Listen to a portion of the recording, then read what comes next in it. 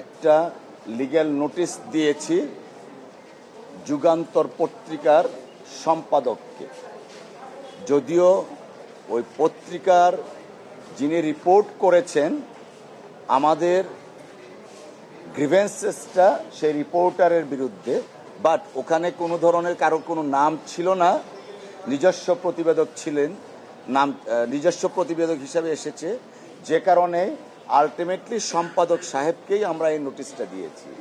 সেটা হলো গত বুধবারের একটা অনাকাঙ্ক্ষিত এবং নির্মম হত্যাকাণ্ড ঘটেছে, যে হত্যাকাণ্ডের কারণে বাংলাদেশ জাতীয়তাবাদী দল বিএনপি সহ সারা বাংলাদেশে প্রত্যেকটা মানুষ নিন্দা জানিয়েছেন এবং আমাদের দলের পক্ষ থেকে ভারপ্রাপ্ত চেয়ারম্যান জনাব তারেক রহমান সাহেব, মহাসচিব মির্জা ফখরুল ইসলাম আলমগীর সাহেব সহ দলের পক্ষ থেকে অতি দ্রুত প্রকৃত অপরাধীদের গ্রেফতারপূর্বক বিচারের দাবি জানিয়েছেন। কিন্তু দুঃখজনক হলো যুগান্তর পত্রিকার একজন রিপোর্টার যিনি পারপাসলি একটা রিপোর্ট করেছেন, সেই রিপোর্টে বিএনপিকে জড়িয়ে একটা সরাসরি বিএনপিকে জড়িয়ে একটা নিউজ করেছেন।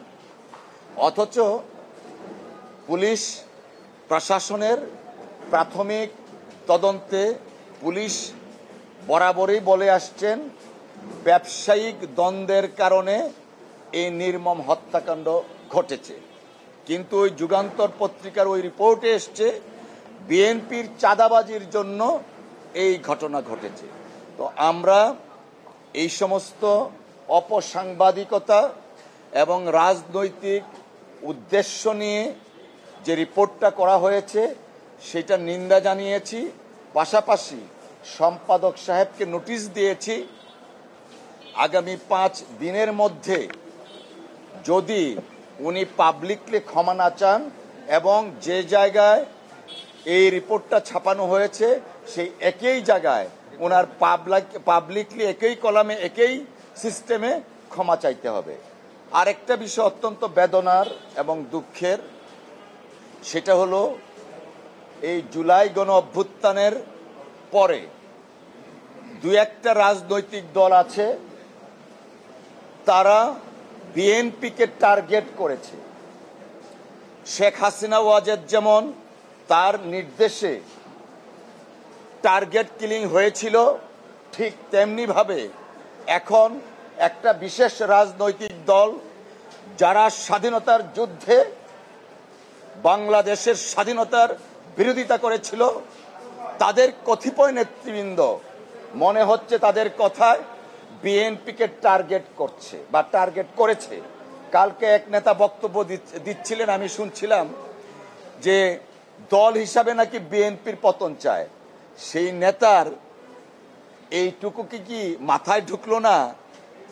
বিএনপি পতন চান উনি দল হিসাবে, সরকারের পতন হতে পারে, রাজনৈতিক দলের পতন হয় কিভাবে? তাছাড়া বিএনপি তো এইভাবে আসেনি। এই দেশের যিনি স্বাধীনতার সংগ্রামে মুক্তিযুদ্ধে যিনি স্বাধীনতার ঘোষণা দিয়ে দেশকে স্বাধীন করেছিলেন, সেই নেতা শহীদ রাষ্ট্রপতি জিয়াউর রহমান সাহেবের প্রতিষ্ঠিত দল।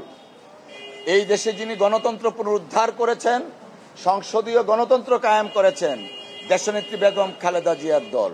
গত 17 বছর যিনি রাত দিন পরিশ্রম করে ছাত্র জনতাকে নেতৃত্ব দিয়ে ফ্যাসিস্ট হাসিনাকে বিদায় করেছেন, এই দল হচ্ছে জনাব তারেক রহমান সাহেবের দল।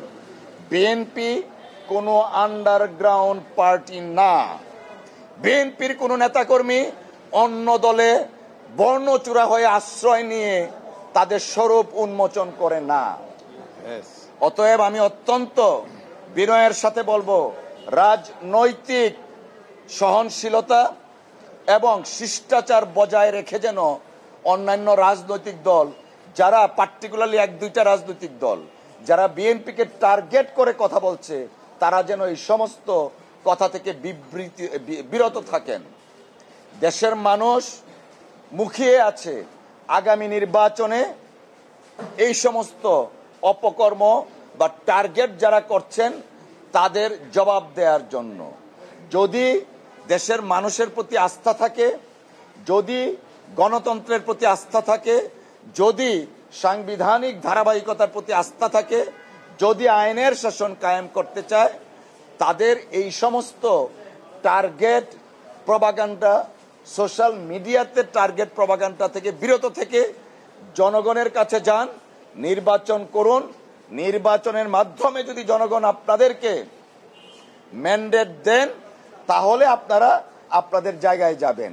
অন্যথায় রাজনৈতিক শিষ্টাচার এবং সহনশীলতা বজায় রাখবেন, এই প্রত্যাশা দেশের মানুষ করে। ধন্যবাদ। বিএনপির আইন বিষয়ক সম্পাদক 5 দিনের মধ্যে চেয়েছি, যদি উনি 5 দিনের মধ্যে আমাদের ডিমান্ড ফুলফিল না করেন, ওনার বিরুদ্ধে ক্রিমিনাল এবং সিভিল লাইবিলিটিস অ্যাক্রিউ করবে এবং যথাযথ আইনগত পদক্ষেপ নেওয়া হবে। আমরা মনে করি এই বিএনপিকে যারা, যে দুই একটা রাজনৈতিক দল যাদের ইতিহাস আছে স্বৈরাচার এরশাদের বৈধতা দেওয়ার জন্য 86 নির্বাচনে গিয়েছিল, তারা আজকে টার্গেট করেছে। এই সমস্ত কাজ থেকে বিরত থাকুন। এই নতুন এবং দ্বিতীয়বার স্বাধীনতার স্বাদ জনগণকে পেতে দিন, এই আহ্বান আমরা জানাচ্ছি। ধন্যবাদ।